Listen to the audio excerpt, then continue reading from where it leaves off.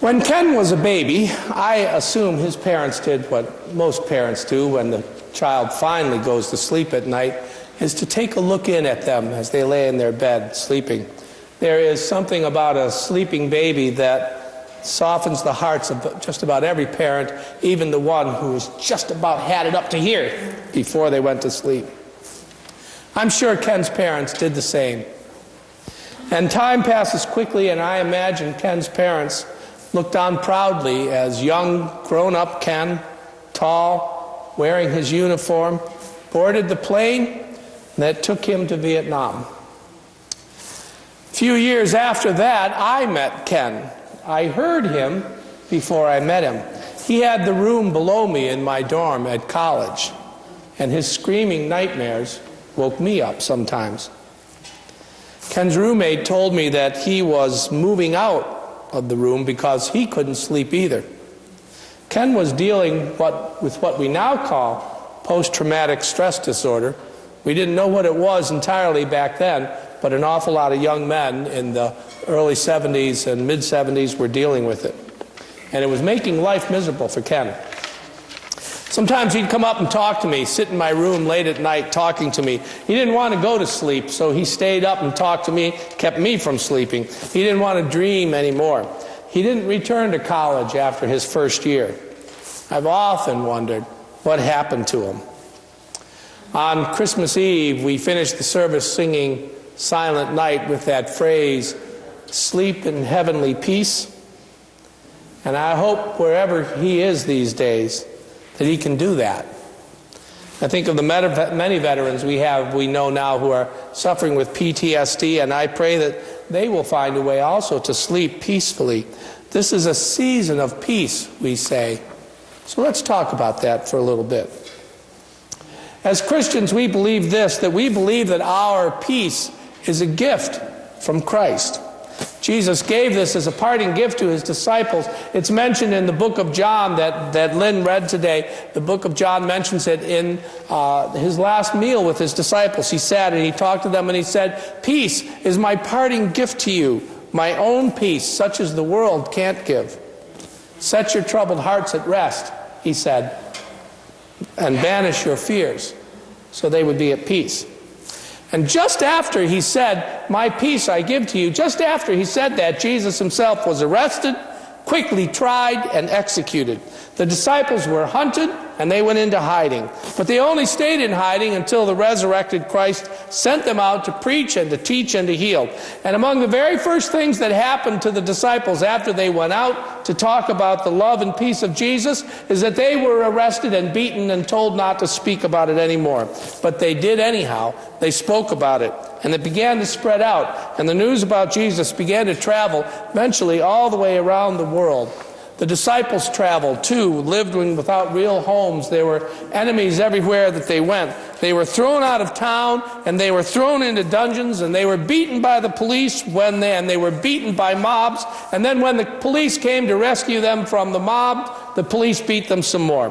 When this was their life. This was what they did after the life of Jesus. And they often thought back to that time when Jesus said, "My gift to you is peace." And yet so much of their life was conflict. But they wrote about it often, and we read their words in the Bible a lot. And we read this: they spoke of an inner peace, a deep peace, a sense of peace that they couldn't entirely understand themselves. It was unrelated to their external lives. The peace that they felt was not a product of the things that were happening in their lives. Did they find the peace that Jesus promised? They would say that they did. The peace, of course, that Jesus was talking about was that inner peace that couldn't be taken away, an inner peace that isn't affected by swords or lions or crosses or disabilities or illnesses or even death. So, for one thing, the peace of Christ is part of this. Part of it is this, knowing that we are forgiven and loved. And the past, 2017, is forgotten.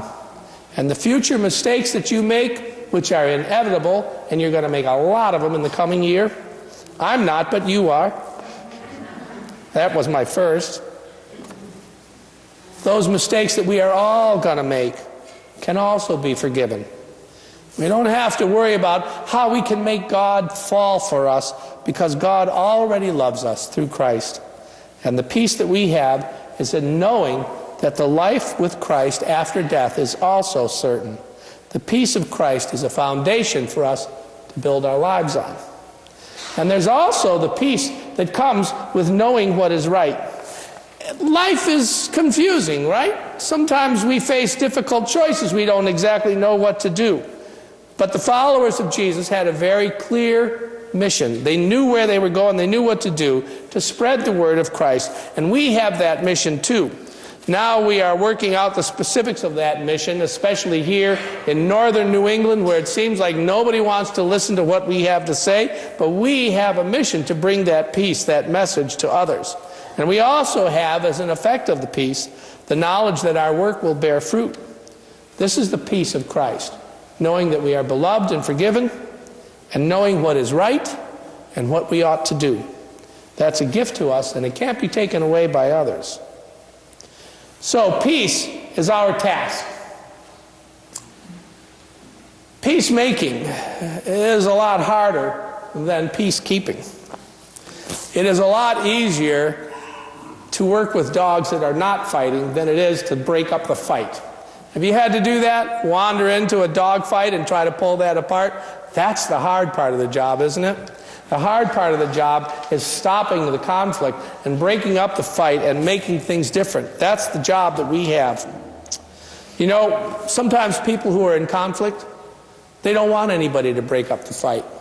People who are in conflict in personal lives or nations that are in conflict, they want to have this conflict. They want to be there. Have you ever tried to break up a fight between a teenager and a parent? Yeah. It's not an easy thing to do. Or have you ever tried to break up a fight between spouses? You know what kind of call the police never want to go on?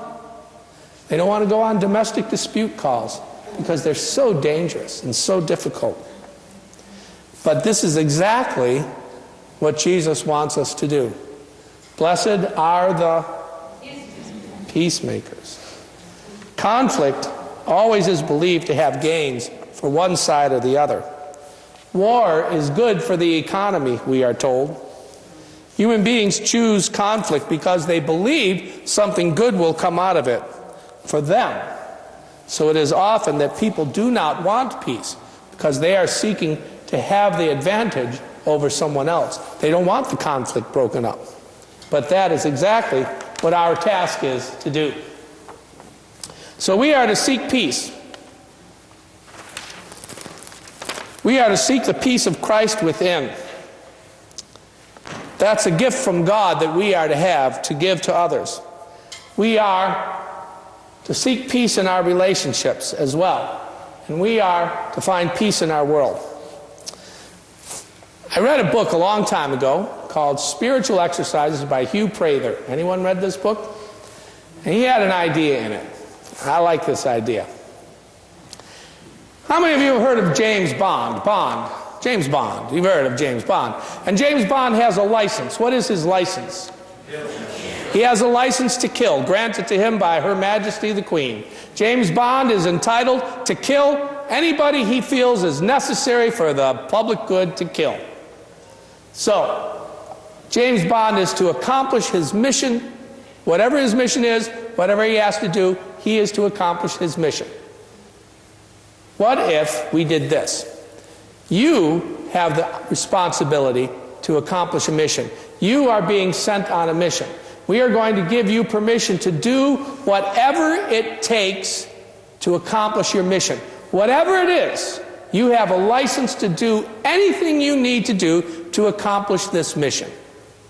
And here is the mission. Have peace. What if you went out today with the idea that you were entitled to do whatever was necessary to create peace? Could you do it? Could you live like that if that was your only sole mission? What if you were all 007s and you go out into the world, whatever it takes to have peace? You know that person that you're in that dispute with right now? Could you resolve it? You know that situation in the world where we are in conflict with someone else? United States and North Korea? What if our task was to find peace in that situation? Could we do it? You think it could be done? I don't know. I can tell you this, it won't happen if we don't try. So let us seek peace. Let us seek the peace of Christ that is within. It's a gift from God that you can have. Pray for it. Nurture the peace that you have within. Come to worship and nurture the peace that you have. God will hear your prayer for peace within and will answer it. So stop trying to run the whole universe. Let God lead things. You live at peace within. Seek peace in your relationships. You won't always be able to make it happen. But it's true that there cannot be peace because of the actions of the other person. It is always like a conflict. A conflict takes how many people? Same as a tango. If you are in conflict, it is not because of what the other person is doing. It is because of what the two of you are doing. So work to have peace within your relationships. Seek peace in the world around you. Pray for it. Vote for it. Try to think of people around us as not as enemies, but as people. Always, anytime someone tells you that someone else is your enemy, you question that. Let your politicians know that you expect as much preparation and work for peace as we put into preparing for war. Help the oppressed. Work for justice in the world. Don't blame the poor for their poverty. These are steps that we can take to have peace. Christ gives you peace. Take it and be a peacemaker. Dream of a time when all of God's children will sleep in heavenly peace. We could come to this point next year. We could come here next year on the last Sunday of the year, which will probably be a Monday or a Saturday, I don't know. But anyhow, we could be here on that last Sunday of the year, and could you say at that day, if I ask you, did you work for peace in the year? Did you work for peace in this past year? What would you like your answer to be to that? Let's head that way. Let's be the peacemakers that Christ makes us able to be. Amen? Will you do it? Let's do it. Amen.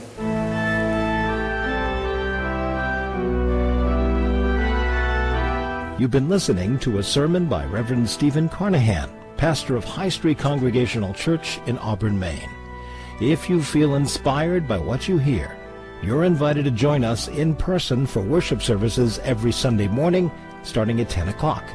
Of course, you can always listen to Steve's sermons on the web. New sermons are posted every Monday by midday. Please explore this website for more information about our church, or visit our Facebook page at High Street Congregational Church, UCC, where you'll find the video version of Steve's sermons as well. We hope that God's presence will be known to you every hour of every day. May God's blessings rest upon you now and always. See you next week.